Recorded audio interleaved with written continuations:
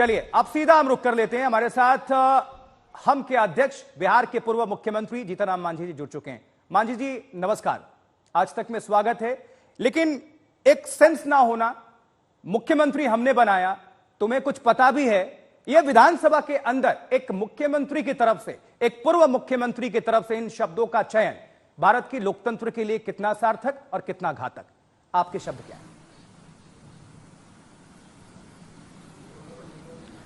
देखिए, उन्हीं के चलते शायद एक कही गई है बात कि इंडिया गठबंधन नहीं है, घमंडिया गठबंधन है। जो भी नीतीश कुमार बोले वो आउट ऑफ एरोगेसी कर सकते हैं, अपना घमंड पाना में, अपने बड़प्पन में उन्होंने कहा।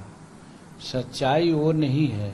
अगर सच्चाई की बात मानिए तो 2014 में पार्लियामेंट के चुनाव में करारी हार होने के उपरांत सभी रैंक एंड फाइल में होने लगा कि आप रिजाइन कर दीजिए नैतिकता का तगाजा लेते हुए।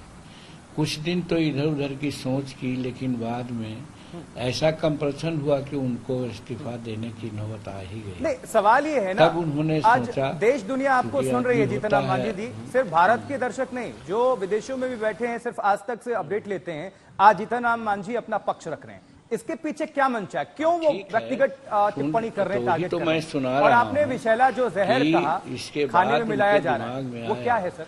कि हम ऐसा चाल चलें कि हम इस्तीफा भी दे दें और अल्टीमेटली हमारी सरकार भी रहे, हमारे लोग ही रहे। इसके लिए उन्होंने सॉफ्ट कॉर्नर आदमी को खोजने का प्रयास किया।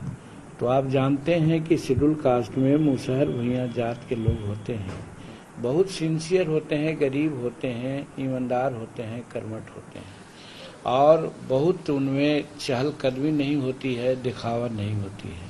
ये बात को बाखूबी से नीतीश कुमार समझ, लेकिन एक आपने तो एक बात कही, जीतन मांझी करीब 5। मांझी जी, ये मेरा भी सवाल है और सभी का सवाल है, सोशल मीडिया खंगाल रहा था। आपने एक आरोप लगाया कि उनके खाने में कुछ मिलाया जा रहा है, विषैला पदार्थ दिया जा रहा है। कौन मिला रहा है और कौन सा पदार्थ मिलाया जा रहा है और किस लिए मिलाया जा रहा है?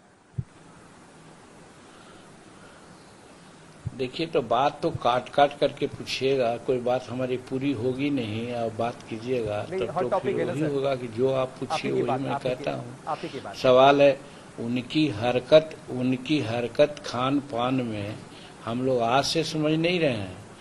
भारत के महामहिम राष्ट्रपति आई थी यहाँ पर, राष्ट्रपति के स्वागत में कोई मुख्यमंत्री बोले कि हाँ ये जब राष्ट्रपति अब न हुई हैं, पहले तो एक साधारण कार्यकर्ता के रूप में हमारे पास आती थी और हमने इनका बहुत सारा काम किया है, और पूछते हैं राष्ट्रपति जी से ही कि ऐसा है कि नहीं है।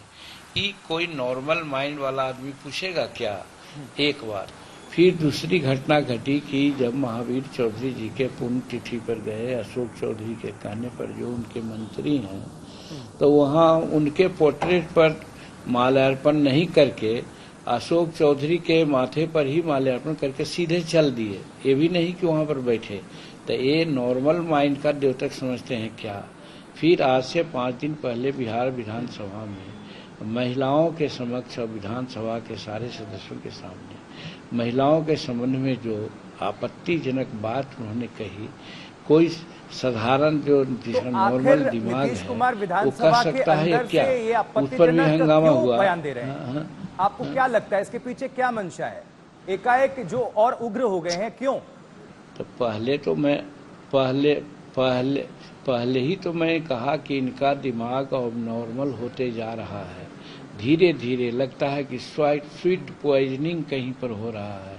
और फिर परसों तो हद हो गया, यानी कल ही हद हो गया कि जब हमारे ऐसे सीनियर आदमी को, जिसके कारण हमको प्रोटेम स्पीकर भी बनाया गया था, नीतीश कुमार 85 से एमएलए हैं, जीतन मांझी 80 से एमएलए है, नीतीश कुमार 67-68 में डिग्री लिया है, जीतन मांझी 66 में ही ऑनर्स ग्रेजुएट है, और नीतीश कुमार 75 वर्ष के हैं और जीतन मांझी 80 वर्ष में चल रहा है।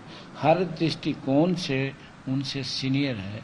उनको तुम ताम कहने का क्या उचित था?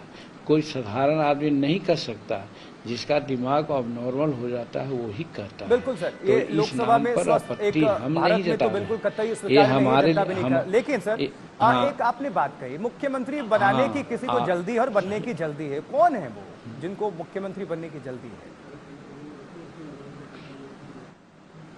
देखिए, स्पष्ट है कि यहाँ पर दो धुरी उन लोगों में है। एक धुरी में नीतीश कुमार हैं और नीतीश कुमार ने कह रखा है बहुत पहले से कि हम तेजस्वी प्रसाद को मुख्यमंत्री बनाएंगे। तेजस्वी प्रसाद को मुख्यमंत्री बनाने की बात हम लोग सोच रहे थे कि 2023 के प्रारंभ में ही बना दिया जाएगा। आज 11वां महीना में हम लोग चल रहे हैं। अब तेजस्वी प्रसाद और उनके पिता लालू प्रसाद जी को ऐसा लग रहा है कि कहीं बात से अलग न हो जाएं, इसके लिए वो लोग भी तत्पर में हैं।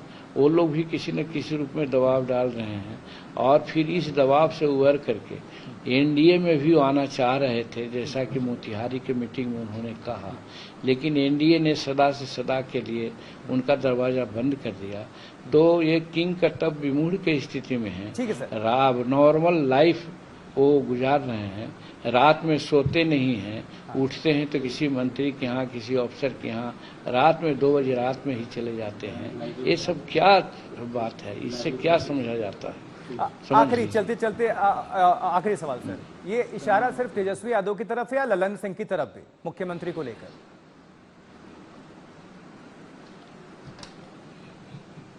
बात तो अभी तक स्पष्ट है कि तेजस्वी प्रसाद के प्रति इनका कमिटमेंट है और तेजस्वी प्रसाद को 80 विधायक है। दूसरे का नाम जहां लिए तो वो 43 विधायक है जदयू का, और जदयू का सारा समर्थन उनको मिल जाएगा ऐसा समझ में नहीं आता है, या आएगा भी तो उस पर कोई चर्चा नहीं है। बस एक आखिरी सवाल यही है, तो अगर चर्चा यही है और तेजस्वी यादव को मुख्यमंत्री बनने की जल्दबाजी है, तो फिर जो जहर आपने कहा, तो जहर फिर उधर से ही दिया जा रहा होगा जिसका आपने जिक्र किया। देखिए, ये जांच का विषय है, हम कोई इंक्वायरिंग पदाधिकारी नहीं है। हमने सिर्फ बातें हमने ही छोड़ी है। आज बिहार के प्रायः जनता, गरीब जनता, अमीर जनता, बच्चे, बूढ़े, महिलाएं, सभी लोग इनके दिमाग के बारे में प्रश्न चिन्ह लगा रहे हैं। तो ये एक जांच का विषय है, जांच होनी चाहिए। जीतनराम मांझी जी, होगी हमसे जुड़ने के लिए, अपनी बात रखने के लिए, अपना पक्ष रखने के लिए बहुत बहुत शुक्रिया। खुलकर बातचीत आपने की, वक्त दिया।